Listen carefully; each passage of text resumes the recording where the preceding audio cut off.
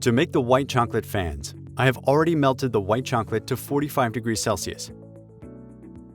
I'm going to use it at 45 degrees Celsius. Now I'm going to transfer the chocolate onto a tray heated to 45 to 50 degrees Celsius, then immediately place it in the fridge. The chocolate is 45 degrees Celsius, and the tray is also 45 degrees Celsius.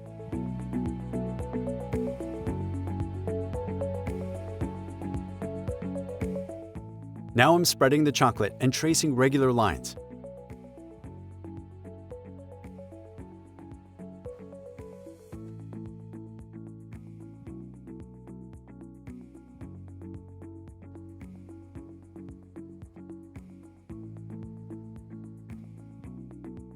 I'm combing a nice, regular pattern.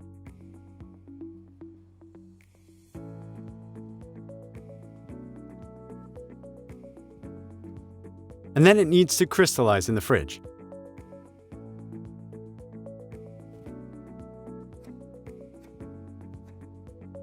Now I'm going to place the tray in the fridge. The chocolate needs to cool down completely. Then I'll set it aside on the counter until it reaches room temperature. This technique gives us soft, flexible chocolate that we can work with. To sum up, heat the chocolate to 45 degrees Celsius. Pour it onto a baking tray heated to 45 degrees, spread it evenly, and comb it. Then refrigerate the chocolate fans until they have completely crystallized. Take the chocolate out of the fridge and let it come to room temperature. Once this has happened, I'm going to use a fillet knife to shape fans.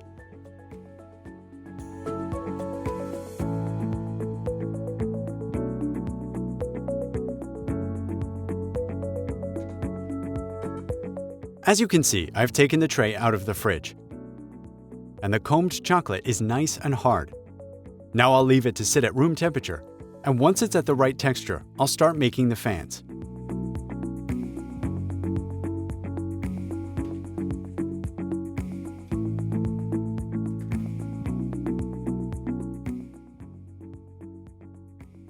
Now I can finally create the fans.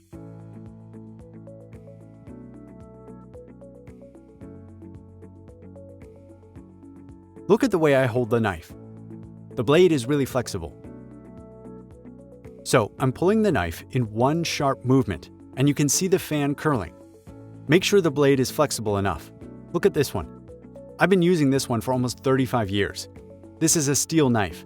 Generally, it's not that easy to find a good flexible knife, but it is possible to find one.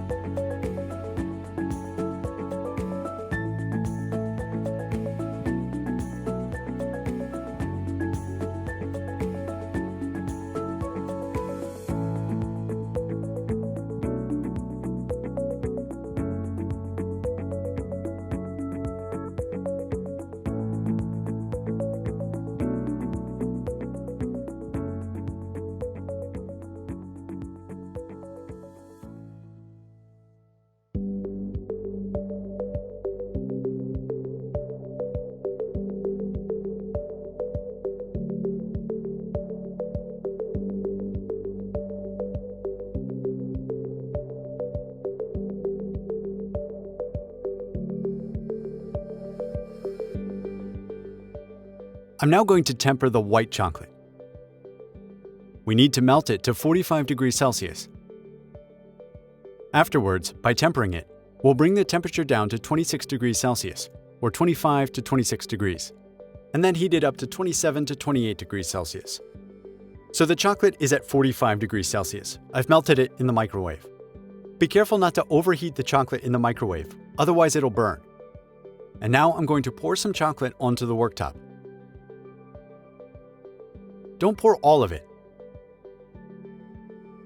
I'm going to do what is called tabling chocolate. This means that you bring the chocolate down to 25 to 26 degrees Celsius.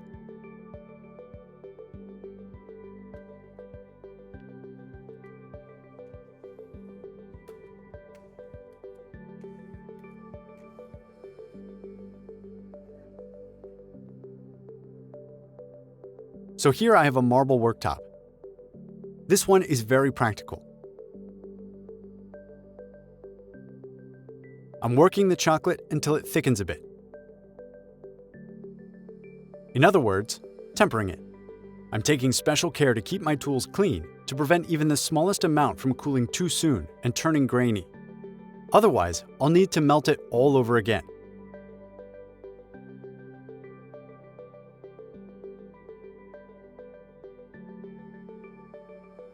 Keep working the chocolate until it thickens. There you go. You can see it's starting to thicken slightly. So the tempered portion can now join the rest of the chocolate. But if you wait too long, it will harden and become grainy.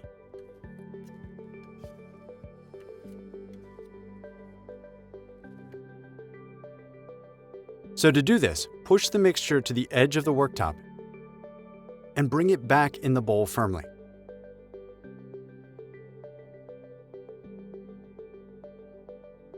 This way, you keep your worktop clean. Don't try to grab too big a portion at once. You should be able to do this in one sharp move.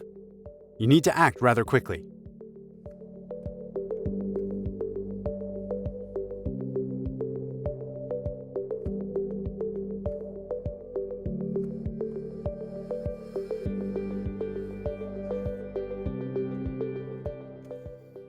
When dealing with chocolate, try to be as clean and neat as possible. Scrape the rest of the chocolate from the sides of the bowl immediately to prevent crystallization. Mix this portion with a slightly warmer chocolate in the bowl. And then check the temperature.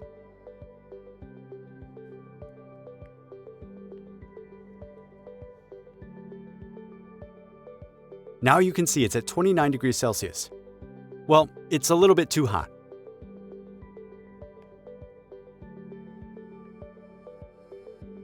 I need to spread the chocolate again in order to lower its temperature.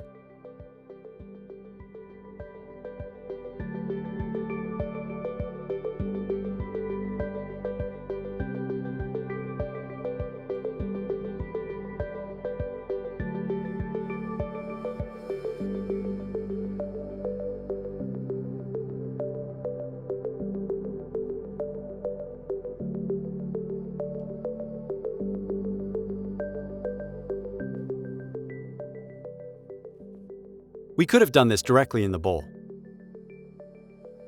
Look at the texture. It's thickened. So now I'm doing a short, firm sweep.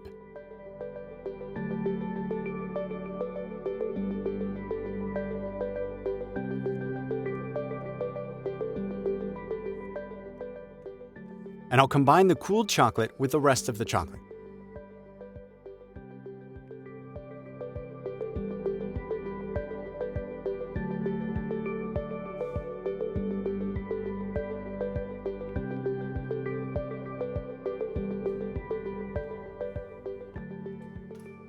At this stage, the chocolate has cooled down to 25 to 26 degrees Celsius.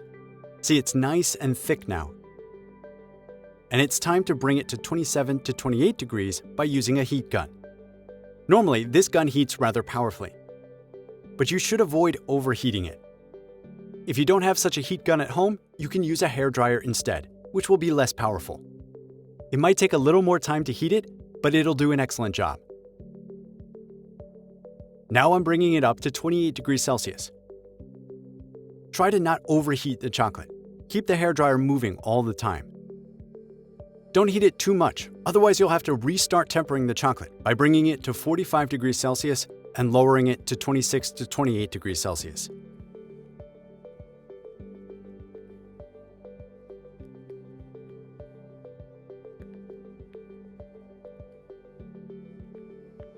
As for the tool, here I'm using a laser thermometer. If you don't have one, you can take an ordinary thermometer. As you can see, I'm at 27.6 degrees Celsius.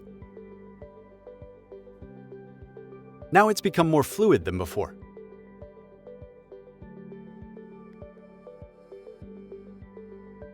So it'll be possible to handle it.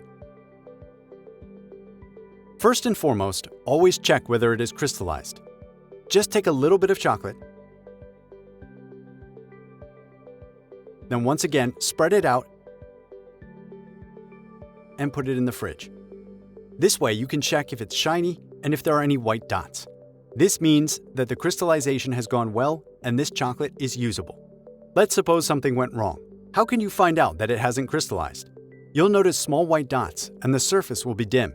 In this case, you have to restart tempering, up to 45 degrees Celsius and then down to 26, 27, 28 degrees Celsius. Here we go. So there you see I took my baking tray and flipped it over. The surface is nice and flat. Place a guitar sheet on top. I have also moistened the tray slightly and covered it with a guitar sheet, rubbing it with a cloth to remove the air bubbles and make it stick firmly. This way, you should not have any problems spreading your chocolate. Your tempered chocolate, to be precise.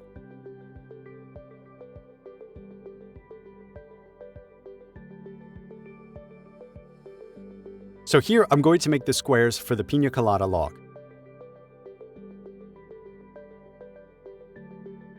I'm spreading the chocolate so that it's not too thin, not too thick.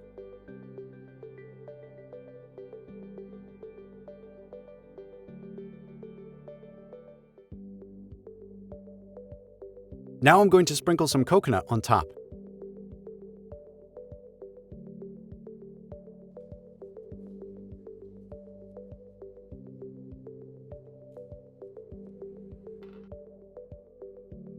I'm tapping lightly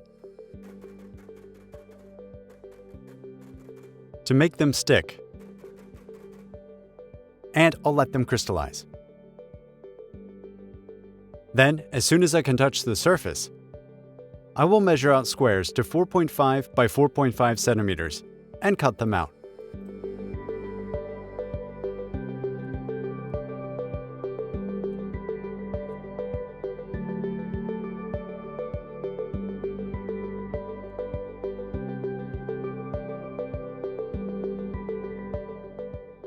The chocolate is starting to harden.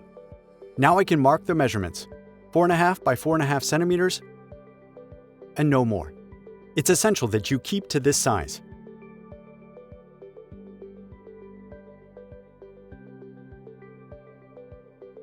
That's 4. Here's my coconut. Try to cut it carefully.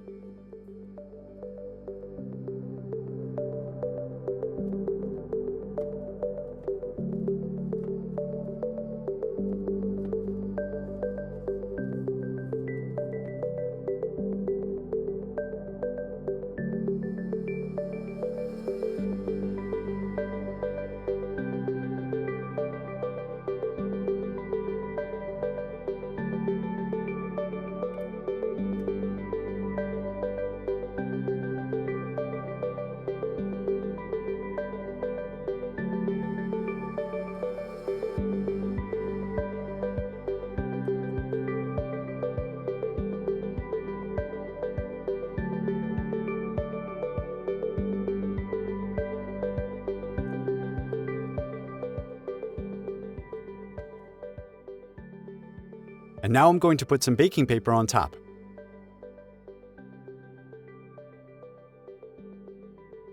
I'm going to let it crystallize with another tray placed on top. It's very important to press it because when chocolate crystallizes, it tends to often curve slightly.